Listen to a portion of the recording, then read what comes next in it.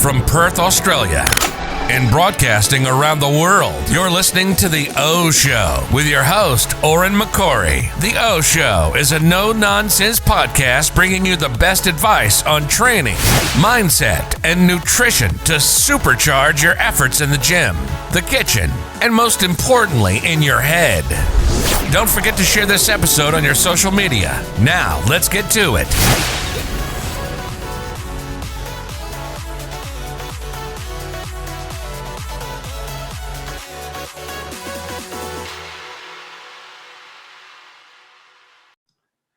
Good morning, good afternoon, good evening, guys. Welcome to today's episode of The O Show, and I'm your host, Oren McCory. And today we have on a special guest who is also a podcast host, the star of A County Down Under, Caroline McKenna. How are you? Hello, thank you for having me on. I wouldn't say star now, but I'll take it. Well, somebody's got to be the star, right? And normally it's the host, so... Oh, thank you for having me on. It's really nice to be a guest on someone's podcast. As you know, doing the podcast can be hard work. So it's lovely. I feel like this is a nice treat for me on a Friday afternoon. Yeah, it completely takes the pressure off whenever it's you behind the mic, right? And it's the other person who has to come up with the questions and guide it. You just chill back and answer the questions and you're good. Depending on what you're going to ask me, that's always the fear. It's like, what's coming around the corner? Yeah, that's the thing, because we haven't scripted anything. So it could literally go anywhere here. So... Oh, listen, well, we'll go with, I'm pretty open on my podcast, maybe too open at times. So let's see how we get on. Yeah, we'll get into that in a bit, because I think that's why you've been so successful with it. I was looking at your posts, you've got 110,000 plays since you started it. That's incredible. I think I'm on about 4 or 5 with mine. But listen, you start somewhere. That's it. And I think it's because you are who you are and you just be honest on your podcast. So no wonder it's picked up a great amount of traction. But before we get into what makes this podcast such a success, let's talk about you. Give us a little bit of a background, because I'll tell you, we were talking before this, but I'll tell the listeners. Caroline's podcast was recommended to me by a friend. She's like, check this out. This is a girl from back home's doing this. I was like, all right, cool, follow her. Sort of had a scroll, looked through all the pictures. I'm like, yeah, okay, some blonde girl in Sydney's running this. Okay, cool, I'll have a wee listen. And then when I looked at her stories, I was like, I know this girl from somewhere. Where do I know this girl? So I messaged her, I was like, did you go to St. Louis? And it turns out you did. You were 3 or 4 years below me in school, and it's a small world, right? Oh, unbelievable. And, only the best come from St. Louis. So here we are now. I actually made St. Louis magazine this year. This is when I know I've made it. Oh, wow. Never mind the downloads and all the rest. They were giving out the packages to the primary sevens wanting to go to school. It's if they're wanting to go to St. Louis is their choice. And someone sent me a photo that I'd made the magazine, and I was like, here, stop the world and let me off. I have made it in life. Don't need to make the Morning Observer. It's a St. Louis magazine. So yeah, absolutely. It's funny. It's a small world. And I think what is amazing about our St. Louis community is that we really are such a small knit community. We've gone through a lot throughout the years, a lot of victories and a lot of losses within our school. And no matter how long or how far you've been away from St. Louis, we always find a way to get back together, and it's a very supportive school. So it's really nice to be on with a fellow student. Yeah, absolutely. And here we are now, both on the other side of the world, living our lives, which is what your podcast is all about. So let's talk about that. What is the basis of the podcast, and what sort of drove you to start it, Caroline? So basically, Oren, what I did was I have been over here in Australia for 5 years. I started off in Perth, funny enough, where you are now. I was there for 4 months, and then I moved to Sydney. I wanted to kind of broaden my horizons, and there was better teaching opportunities. But from moving from Perth, where I found it was a very small, close-knit community where as soon as an Irish person landed in Perth, you were invited to the next barbecue down the road. Everybody in Perth that was in the Irish community knew one another and were very welcoming.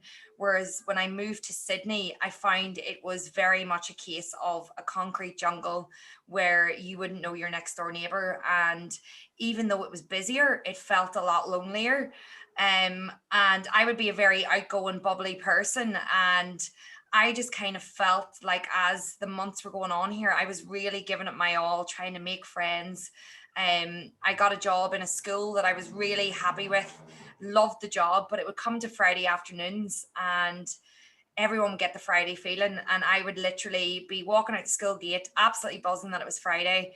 And then I'd be walking through the school gate going, I have actually got no plans. And I was in a relationship as well. So it wasn't that I was completely by myself, but I was like, it is so hard to make friends out here. I tried my luck at the GAA, but was never any good at it. I was always the sub in St. Louis and was happy to do that just to get out of class. But yeah, I just felt like there's something missing here. And I started to get involved in charities. There's the Light Ball, who are like the sister charity of Darkness into Light Walk. And I joined that committee. And I also took part in the Sydney Rose of Tralee, any type of way I could to make friends. But those things only came around once a year. And I just felt like there needs to be something more than this. And to be honest, I don't really know how the bloody podcast came about. I'd never done a podcast before. I love listening to Joe Rogan's podcast, but never saw myself as a podcast host. And I suppose lockdown hit over here and I found myself in a position where I'd been here 5 years. I'm a permanent resident. My sister had just moved over from Ireland. She was only here about 8 months. And I finally felt like I was settled. Like it just felt like home whenever there was someone from home here. And then she had to leave because of the pandemic, and Scott Morrison wouldn't allow permanent residents to leave the country. So I found myself completely alone during that small part of lockdown where we weren't able to even go into school and teach, and everyone was taking it very serious. You wouldn't even go and meet someone for a walk. And I found myself completely alone in Australia. And I thought, shit, like this is serious. And, you know, I'd been through a lot over here before, but I felt like I was in a strong enough position where I could then start reaching out to people. I'd made a lot of contacts within the committee and community in Australia, the Irish community, that I thought, you know what, I'm just going to give it a go.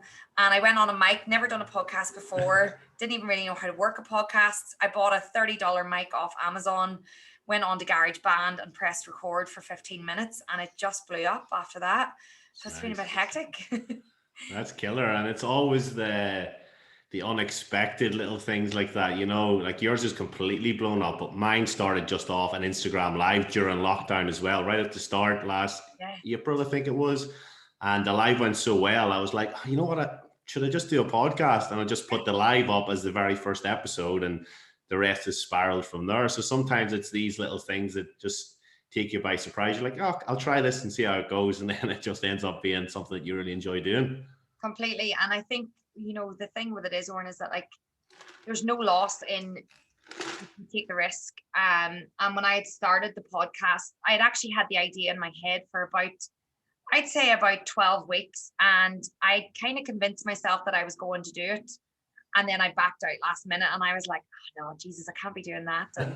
And you start then thinking about, you know, you're putting yourself out there on a pedestal. And it was my dad that actually kind of said to me after, because I bought the microphone and all, and then I just put it in the cupboard. And he then said to me about 10 weeks into me originally saying it, and nothing had come from it. And he said, have you thought any more about that podcast? And I said, you know what, Dad?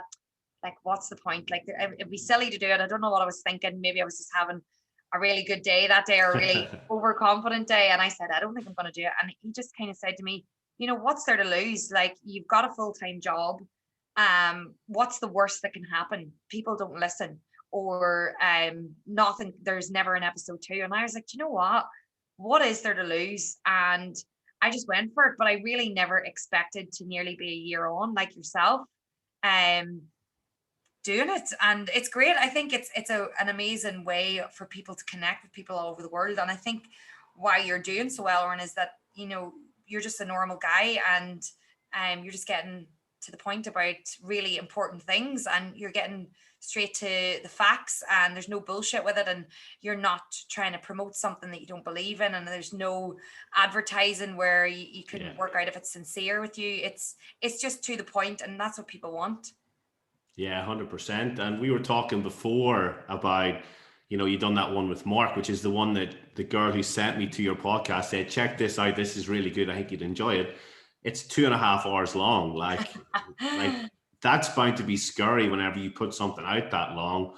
But I listened to the whole damn thing, and I'm pretty sure it was like a very popular episode, because it is literally just you being yourself, chatting about things and picking people's brains about their experiences. And I thought that was a great episode, to be fair. Oh, thank you so much. It's funny, when I did that episode with Mark, he only agreed to come back on if I did that. And the first episode that we did together, we talked about his life in Australia, and it was really successful. But I had just started the podcast, and I kind of gave him, not like a script, but I said, this is where we're going with this. And I was like, 30 minutes, Mark, that's all I'm doing. Because I just felt like some podcasts run on too long. Some of them go way off topic. And I was like, no, I'm not going to be that person. And as the episodes have gone through the weeks, I've realized that the less scripted it is, the better. And it was funny, I never intended that episode to go as long as it did, especially it was the night before Australia Day, and I had a massive boat party the next day that I was organizing, and I was sitting in my room recording this episode, and I looked at the clock and I was like, oh my God, we've been on for bloody 2 hours. And all I could think of was the amount of editing I have to do here. And it got to the end of the podcast, and I forgot that I was in a podcast. I just felt like I was talking to Mark about my life and his life, and like what I was worried about and the things that I was struggling with. And I kind of came away from it, and I just thought, you know what, I'm not even going to listen back to it, because I forgot that I was on an episode there and I just was myself. And I'm just going to put it out there, because I knew if I listened back, I'd go, oh God, you know what? No, I shouldn't have said that. Or I was too honest there. Or, you know, because I talked about things like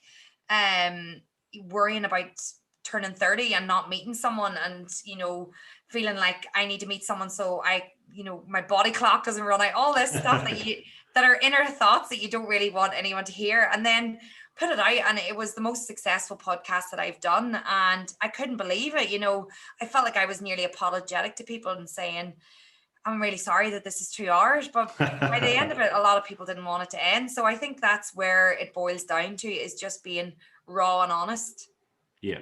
And I think we can always be our own worst critic with this sort of stuff, right? So you do a podcast, you're like, oh, maybe it wasn't that great, but then you find out you get great feedback off it. Or like, personally, I just record, we're going to put this up exactly. If I make a mistake, I'll still keep it in. I made a mistake right at the start of one a few episodes ago, and I just kept it in. Like, I started laughing like in the intro, and I was like, let's go again.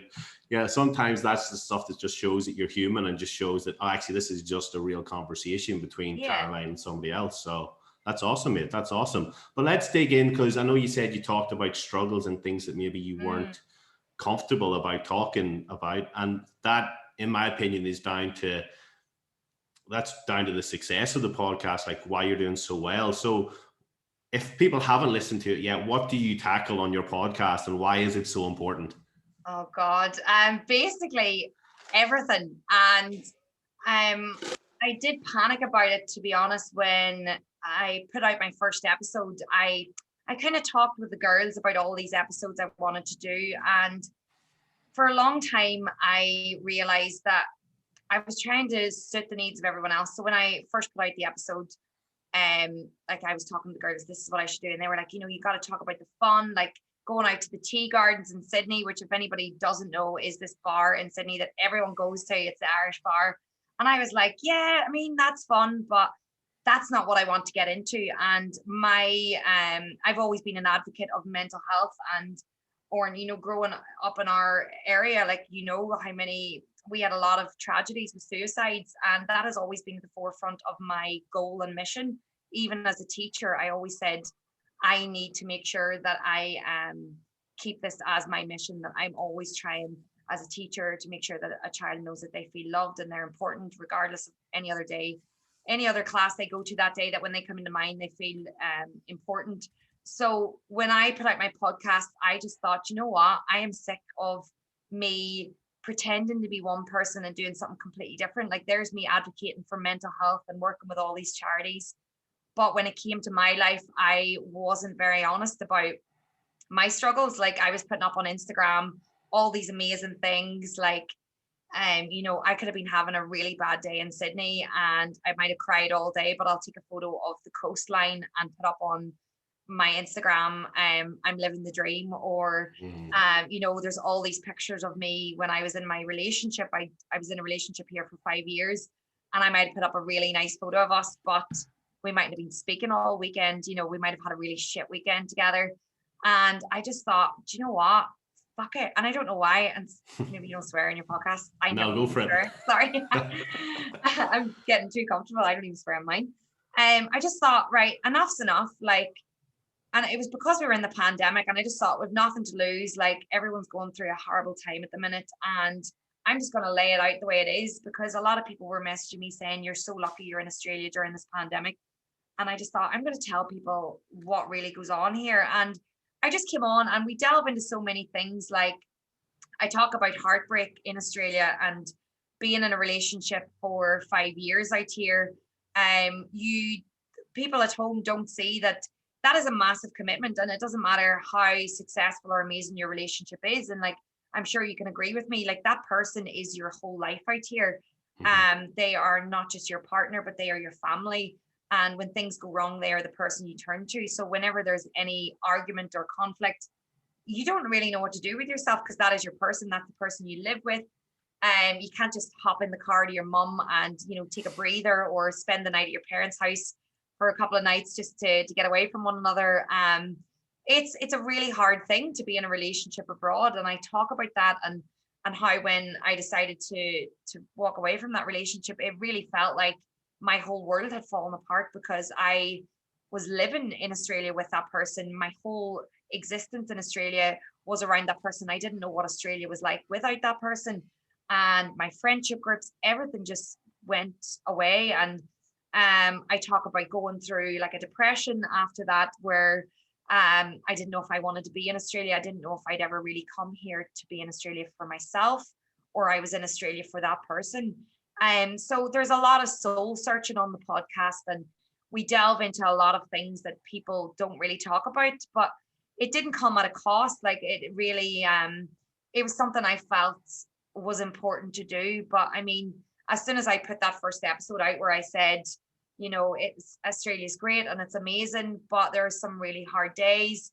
You know, there's a lot of people you lose along the way with friendships. A lot of people are only on visas for certain time, and you're here as a permanent resident, as a citizen. You say goodbye a lot to people. You know, you work your ass off out here. You don't see that on Instagram. We work around the clock, and that's why the Irish have such a good name for themselves, because we are such hard workers out here. And then there's days like Sundays where you just want to be at home with your family, having a roast dinner and arguing over the remote control. So I think I try and cover all aspects, and it scared the life out of me putting it out there. And the first episode, I didn't sleep for days after it. I pure panicked, and I was like, oh my God, people are going to think I'm this depressing person, and you know, that I'm really ungrateful for my life out here. And it was the complete opposite. The podcast blew up overnight, because I was saying what people were really feeling but didn't want to say either. You know, we always try and put this persona on about this life over here. So yeah, bit of everything. Yeah, and I think it's like there's two sides to this. The people who are back home always think about our lives out here looking so great and everything else. And the people here seem to always think, oh, but sure, I just want to go back home. And like everyone kind of flip-flops between, will I go home, will I not? I know you've mentioned this in your podcast and people want to dig in, but let's touch on that a little bit. Like, how do you feel with that draw to go back home versus stay here, where you've got, you know, your citizenship, you got a good job? I seen that view. You talk about your view from your classroom on the podcast. I hadn't seen it till yesterday, and I was like, wow, that's pretty killer. I mean, it's amazing. And I'm sure you feel the same, where we have a very lovely life out here. Like, it is really, if any life there was to live, this is a beautiful life, and we're very lucky to have it. Most days the sun is shining. It makes such a difference to your mood. Whenever it's even just overcast on a day here, I notice the difference in my mood. Whereas that's 10 months of the year at home, if not 11 months.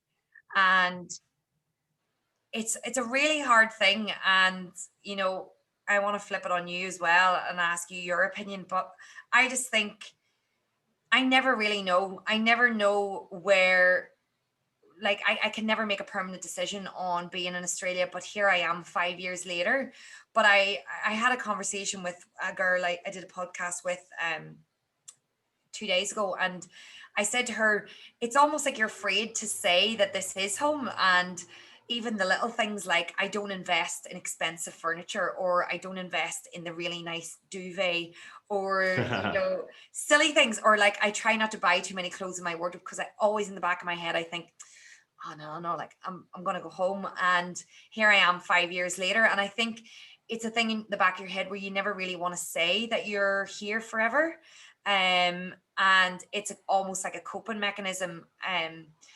I don't know what to do. I have a very beautiful job. I have a great lifestyle out here, but it comes with its struggles, where like one of my best friends now out here is someone who has only been here for a year. Like, she is my new best friend, which sounds silly to say, but there's so many people that leave you along the way, and sometimes you feel like you're stuck here with people moving on and all the rest. You've friends having children and getting married, and then you've the working holiday ones who are only here for a good time. So I always feel like I'm kind of in the middle of that, and I don't know whether it's just the phase I'm going through in my life, because I've turned 29 and I don't have a partner, and that I thought I would be in that stage of, getting engaged and having babies and stuff, that I feel a bit not lost, but I feel on the fence of where I'm supposed to be. So I never really know the answer to this. And I was going to move home this year, but then the pandemic hit, and I was on the phone to mom earlier, and I was saying, I need to renew the lease on my apartment, and it's another 12 months. Like, am I willing to commit to another 12 months in Australia? Like, is that where I want to be? Do I even want to be here, or am I just here because of the pandemic? Oh God, I don't know. And I want to know your input, like, because now you have a daughter in Australia. Like, do you feel that pull to go home as much as you used to? Does it get any easier?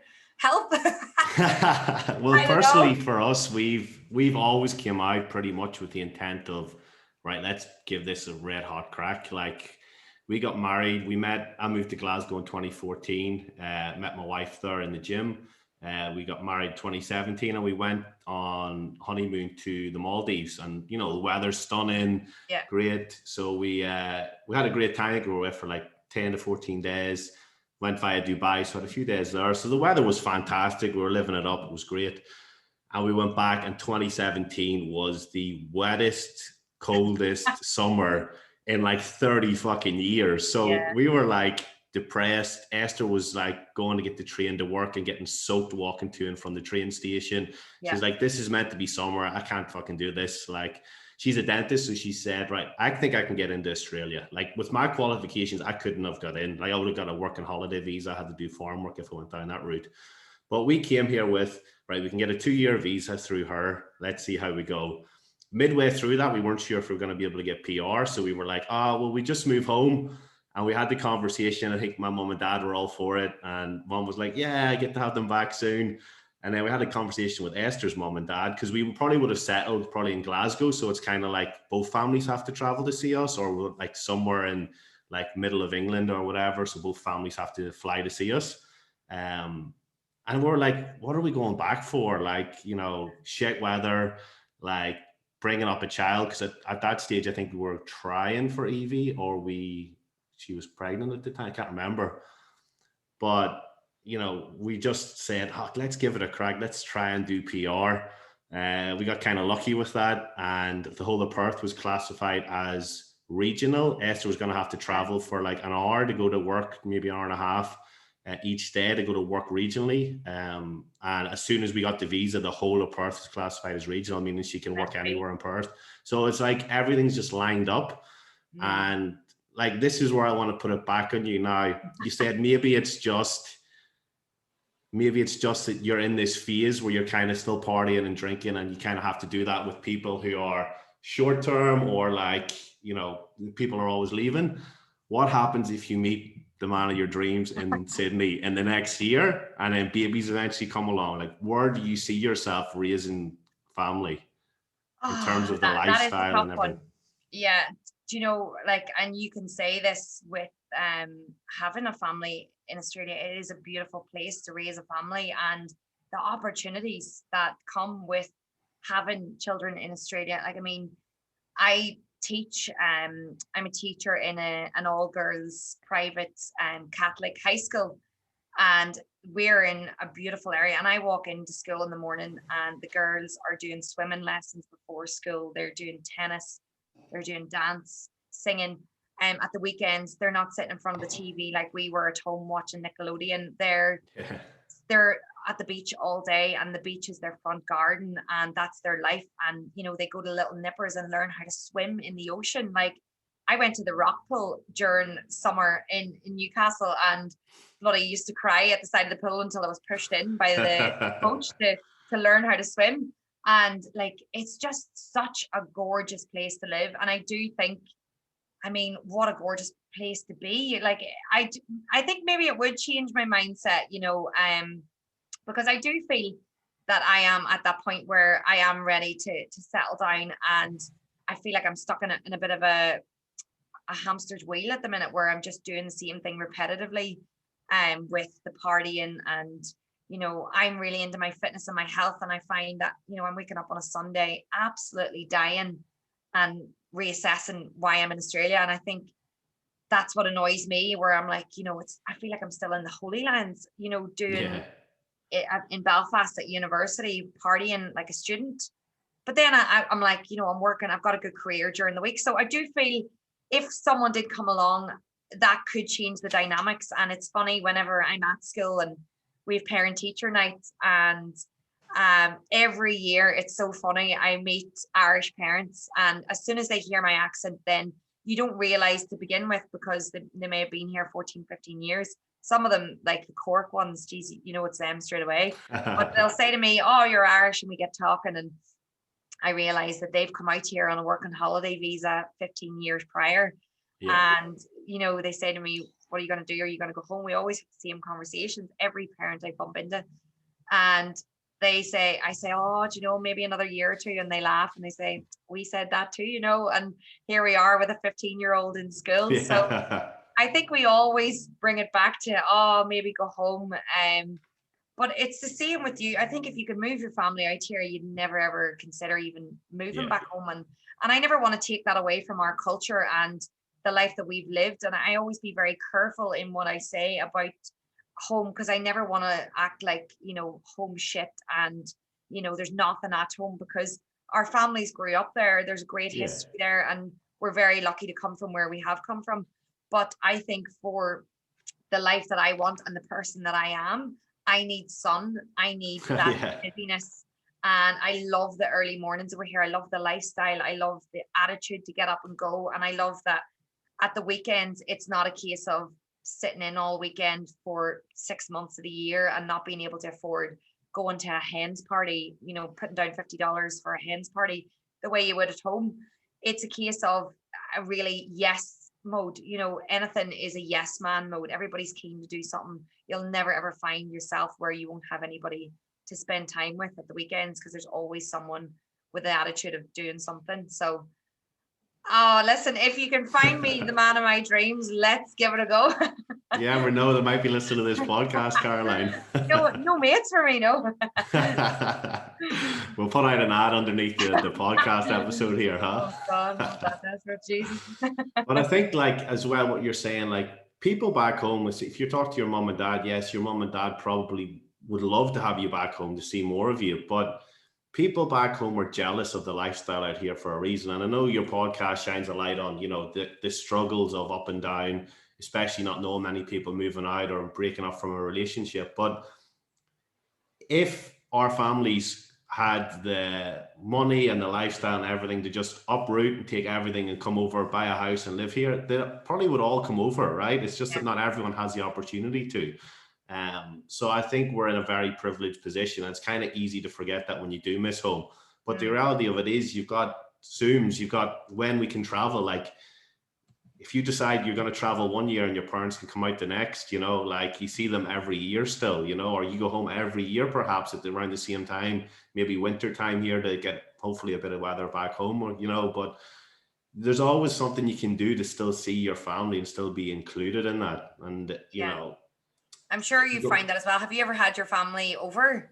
Yeah. We've had my family out my mom's been out a couple of times now, before COVID, and right before COVID kicked in, we had Esther's mum and dad with us for 7 months. Oh my God, So, amazing. because we had Evie, and Evie was Esther had to go back to work, but Evie wasn't quite ready for daycare yet. So her mum and dad, we flew home Christmas 19, and they flew out here. We flew back on New Year's Eve 19.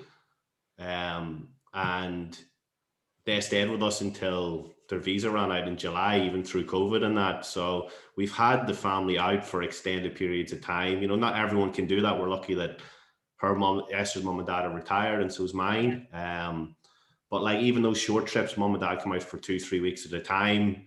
Before my sister moved back to Sydney, they'd have to go via Sydney and then to Perth to see me and then travel home from there. But now she's back living in Cork. So if they come out again, it's going to be where they can spend longer here. If they're going to do 2-3 week trip, they can spend it all in Perth here, which is going to be great, you know. So you can still see a lot of them. And, you know, especially whenever little Babby comes along for you, like they're going to want to come out more to see their grandchild and that. So it's more of an excuse. Let's find the man first. But no, what I was going to say to you was, like, I found, like, our ones were over as well just before COVID, and I don't know if you find when your family come over, they always turn around to me and say, Jesus, you know, you can't ever leave this place. Like, is it any wonder you're out here? They really appreciate it, and they see why you're out here when they come and experience it. And I think Australia is just such a place for everyone. It's not like, you know, different parts of the world where it might only be for a certain age group. Like, my family love Australia, and they wouldn't be like into those types of holidays. They like going to Spain and, you know, doing the same type of holiday every year for 20 years. So I think Australia just does something to people, and I think it's really nice when your family do come out here and they see that and they understand why you live here then. And it never is a concern of when are you coming home, because once they've been out here, they just agree, and you know, they're happy for you that you have this beautiful life. Have you tried these the portals from Facebook, the little webcam things? No. So it's just like this webcam that you just put on the top of your TV. It goes in by a USB at the back or whatever, HDMI, and it pans the full room. So rather than your mum and dad sitting in front of an iPad or their phone, like they're sitting on the sofa back here. No way. And you can see the full room. And if somebody walks in the door, it zooms out and across. So that stop. It's pretty good. People who aren't watching on YouTube will be like, what's he talking about here? But it's basically just like a webcam from Facebook that then you just phone via WhatsApp, and it just zooms in and out to show you the whole room. If the dog runs in or anything, it'll zoom out to capture the dog. So it's pretty cool. That is unreal. Do you know what? It's my dad's birthday coming up, and he is all into technological things. So that is exactly what I'm going to get him, because it's really nice. Like, because I'm always FaceTiming them every day, sometimes twice a day, morning and evening, and it'll be like, oh, there's Toby the dog, like, I'm just putting Toby on the bloody FaceTime to me. So and I'm like, Mom, I'm looking at the ceiling, I can't see you, I'm looking at your forehead. So that's class. I'm getting that. Unreal. Yeah, that makes it a bit easier, right? Because rather than face technology or have to do it like on a phone, I was getting fed up. I'd be like watching it with Evie and trying to like find out where Evie is and flipping the camera around, especially when she's running around flat out, and it's like, shit, how do I like change this to get her in shot? Or can you see her there when you turn it? Oh, I love that. I'm definitely getting that. Yeah, no, it's good shout. So would be good for you, I think, because then it just makes the experience of actually communicating via like FaceTime a bit better. And I think you can connect it via FaceTime or WhatsApp. So it's pretty easy. I'm purchasing it after this here, definitely. That's there we go. Just send one to all your friends and family back home. Class. So, Caroline, what's next for the podcast? Like, where do you see the podcast going? Like, how many episodes have you done? How many do you think you'll do? Oh God, I don't even know how many episodes I'm on now. I think I'm on maybe 35. I took a break where I was doing them because I'm full-time teaching. I only just started as a bit of a hobby, and then people were asking for more and more. So I was finding myself, I was doing it every week. And then I just got like, it took me down all these different avenues where during COVID, then people were reaching out to me and they were saying, you know, I'm feeling the exact same. I'm living in Australia. I wish there was somewhere we could meet up.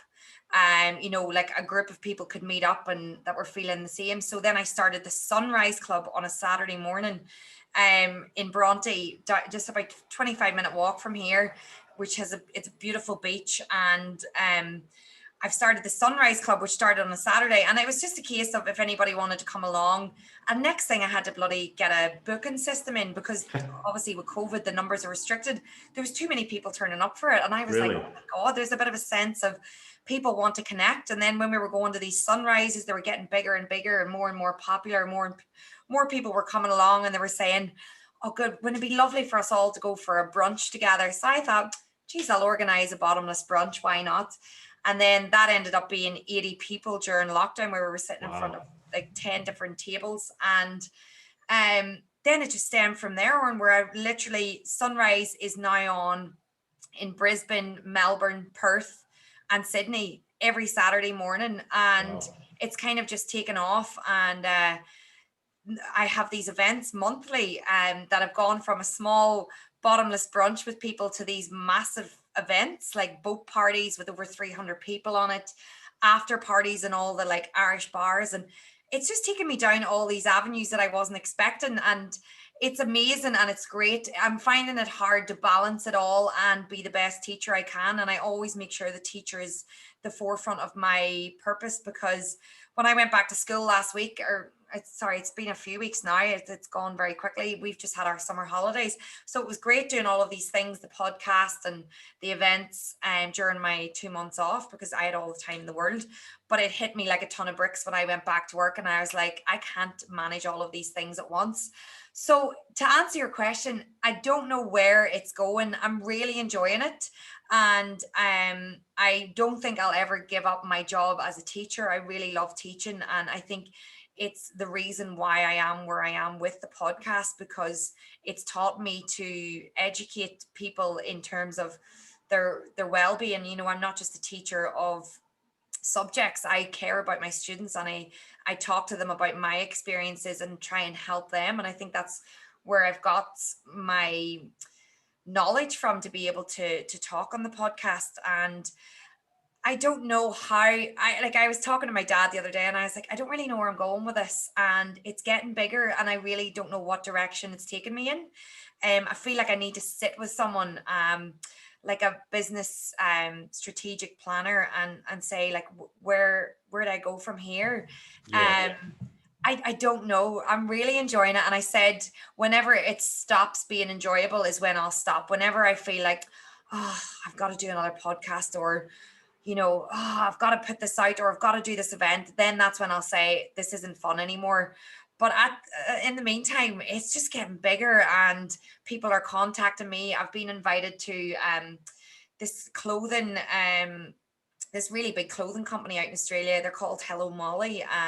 It's like it's a bit like ASOS for girls out in Australia. And they've like reached out to me to come to their launch party in a couple of weeks. And I was like, holy shit, like this is mental. And obviously the bloody launch party's on a school day. So I was like, can I come after school? You know, I'm like, how do these people do this whenever you've got a full-time job? So I'm just really enjoying the ride. I'm enjoying helping people. The messages, it's the same with you. You know, when you get messages from people saying, thank you so much, like that's all you want from it. It's not the followers on Instagram. It's not the downloads. It's who gives a shit if I ever get a blue tick. Those things don't matter to me. It's making people feel better about themselves and caring that, you know, that they know that they're not on their own, especially living abroad. So that's all that matters to me. Anything else is a bonus, and we'll just go from there. Yeah, that's awesome. And I think I can really see where you're going with all this, and it's exciting to see with the launch coming up. I know you had the big announcement that you're bringing the teas back on Friday. I don't even know where that is, mate, but I'm excited for you. Oh, you've got to get over it. Do you know what? You should fly over for this. I feel like you can't really, you know, talk to me about all of these things until you've experienced it. I feel like 12th of March, you get a babysitter, the two of you come over, come for the night. Like, it's going to be insane. But it's funny, I was talking to the girls about it. I was like, you know, I've been going to the tea gardens, and this is for anybody that's listening and they don't know anything about it. It's like the go-to bar in Sydney. No matter where you are in the world, if you come to Sydney, everyone knows that you've got to have at least one night in the tea gardens. But because of COVID, everything just kind of fell apart, and no one's going to the bars anymore. And that was another goal of mine in terms of being part of these events, because I've been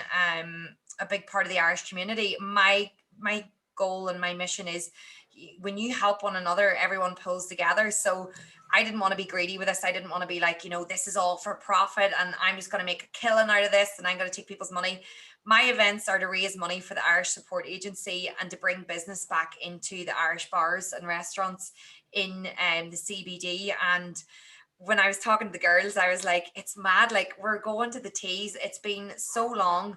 And for the manager to want me to host the event, I'm like, how has this happened where I've been going to this place for 5 years and now I'm hosting it? Like, it's so cool and I love it. And at the end of the day, all I want is everyone to have a really good night. And, anything else is a bonus that comes from it. But yeah, it's insane. I literally wake up every single day, Oren, and I'm like, is this really happening? Like, this is mental, absolutely mental. And I make sure when I get out of bed every morning for 5 minutes, when I turn the kettle on for my coffee, that I just sit in the bed and look out when the sun's coming up and just be like, thank you so much for this. This is cool. Like, and to be able to be that person bringing the community together is insane.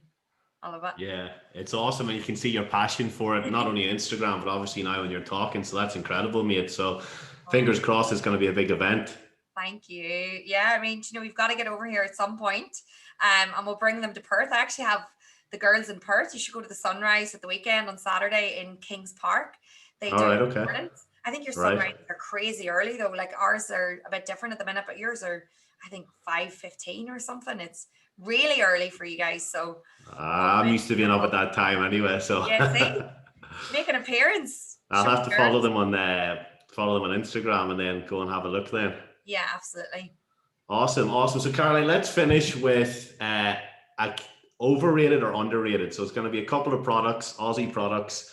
Okay. And I'll throw one in as well at the end. So Lamingtons, overrated or underrated? Underrated. I only had one at the Christmas party because I didn't know what it was. And one of the teachers brought them in and I was like, oh my God, why have I only heard about these? So underrated. They're unreal. Underrated? Okay, nice. What about Tim Tams? Overrated penguin biscuit. Absolutely. Yeah, it definitely is a penguin biscuit. But the longer you hear, the more like that is the penguin biscuit to you. I forget what the penguin biscuit is. I miss the joke on the back. There's no jokes in Tim Tams. Do they even have the penguin biscuits back home now, or is that still a thing? Is it still a thing? Okay. Mm-hmm. They have them. It's funny because one of my students in my class, her mum's from Ireland, and she last year came back with all of these penguin bars, and the wee girl had them in her locker, and every day I was like, here, give me one of those. And we read jokes and all, so they're still going at home. Yeah. Oh, absolutely. There we go. I didn't even know that. I didn't even know that was a thing. Okay. Iced coffee, as in like the ice cream in the coffee. Overrated, underrated? Oh, overrated. I think it's a very Aussie thing, right? Yeah, they're really into that. And it looks appealing, especially on a really hot day. And then every time I go to drink it, I'm like, oh, geez, that is not what it looks like. It doesn't taste what it looks like. It looks unbelievable, but nah, I'm still a hot coffee girl. Even on the hottest days, I will have a hot coffee. What about you? Nah, I think it's got to be iced, either an ice long black or an ice skinny latte in summer. And then when it goes cold, like this morning, it was a wee bit cold just with the breeze when I was in the shade at the coffee shop. And I was like, oh, give me a hot one today. So flat white, Oh, but really? I'm definitely a seasonal coffee. It's got to be cold in summer and warm in winter. You've changed. You're not from home at all. I know, and that's it. Someone told me that, and I think it's a lie, and I just went with it for 5 years, so I'm used to it. They were like, a hot drink cools you down quicker than a cold drink. I don't think that's true, but someone told me that, and I went with it. So I'm sitting there with it, like, because I always have tea in the evening as well, and it could be like 40 degrees, and I'm sitting there drinking this really hot cup of tea. It's like a suffering process where I'm absolutely not enjoying it at all, but I'm like, it's going me down. So I've just gone with it now for 5 years. I think we have to Google that one. I don't know if I'm going to take your word for it. Don't quote me on that. Absolutely. Right, final one then, Caroline. Podcast, overrated, underrated? Underrated. I think you get a good podcast and it changes everything. It changes the way you get out of bed in the morning. It changes the way that you deal with anything that you come across that week, the challenges you face, and it gets you out. I find when I get a good podcast, next thing I know, I've been walking for an hour without realizing it. Whereas if I just had a playlist on, you kind of get to the point where you're like, oh, I'm ready to go home. But if you're, I just think the podcasts are taking over the world at the minute. I mean, Joe Rogan's been doing it for a long time, but people are catching on to it. And look at us now. We've got a career coming out of it. Yeah, and we connected through podcasts, right? Yeah. Somebody sent me yours and said, I was like, oh shit, I know this girl. And now we're a week later, we're on a Zoom recording you for mine. So that's insane. I'm telling you, it's better than an advertisement in the Morning Observer. You know, all you got to do is do a quick podcast and everyone knows who you are. That's it. Absolutely. So final one, what about being a guest on the O Show? Overrated or underrated? Oh, underrated. I was glad. This is my Friday night and I thought, this is another job I've got to get done. And I've had a ball. I feel like I'm just having a wee Friday chat. Underrated. Absolutely. I will be making sure that all of my friends and people on my Instagram and followers tune into this. This has been really, really fun. Really I think fun. It's been good, and it's a different slant for you, right? Being a guest. I'm sure you've been guest on other things, but it's kind of different when you sort of know somebody from back home as well, and you jump on a podcast too. It makes such a difference. I think it's just like, it's more real and authentic, isn't it? You're not kind of wondering what they're going to say, and it's just like catching up with someone. So exactly. It's really nice to connect with you, and it's funny that you're in Perth. You know, the next time I'm over, we'll have to get a night out in the casino. I bloody love that casino. Yeah, it's pretty hectic over there with where everyone goes for a night out, right? Yeah, all the ones from the mines anyways. The Irish boys used to bloody blow their money into the casino. And then the bikies would be after them. Oh, I heard every story there. Oh, there we go. We'll save that for a different podcast. Absolutely. Awesome. Well, here, shout out your socials there, Caroline, so people who are following, who listen to the Irish troop will definitely be probably keen on listening to your podcast, but some of the Aussies might as well. So shout them out and we'll get a few follows going. It's at A County Down Under and on Instagram, and we have a Facebook group called A County Down Under Community where people can join the group to connect and make friends in Australia. And if you're wanting to come over to Australia, obviously at the minute you can't, but if you're wanting to come over and you're coming by yourself, you just pop your name in the Facebook group and next thing hopefully you'll have a friend. But at A County Down Under, that's where you'll find my podcast, the link to the podcast and all the events, the monthly events and the Sunrise socials all over Australia, so you can be a part of the journey with me.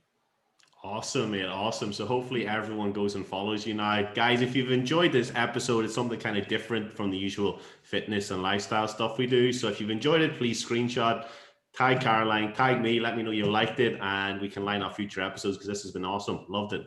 Oh, thank you so much for having me. Awesome, mate. You have a great day and enjoy the rest of your Friday evening. Thank you. Thanks for listening to The O Show with your host, Oren McCory. If you liked this episode, then please subscribe to the podcast wherever you're listening and share this on your social media. We'll see you on the next episode for more no-nonsense advice to help you supercharge your efforts in the gym, in the kitchen, and most importantly, in your head. See you then.